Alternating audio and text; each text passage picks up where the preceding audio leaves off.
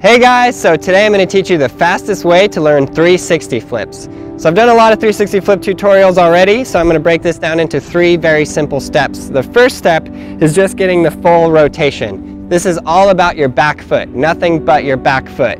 So you can literally just practice scooping super hard with your back foot, a very light flick with your front foot just to give it that little kick flip nudge, and getting the full 360 flip rotation. Don't try and land, don't even try and put a foot on. Just try and flip the 360 flip, and that is all.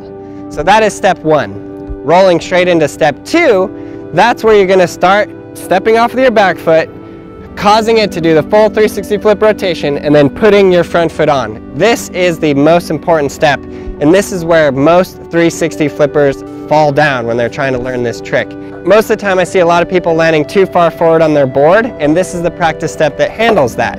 So you're literally doing a 360 flip, stepping off with your back foot, and just holding your front foot out there, catch and land.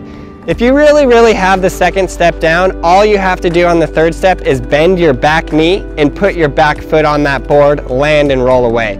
So the most important of these 3 steps is step number 2.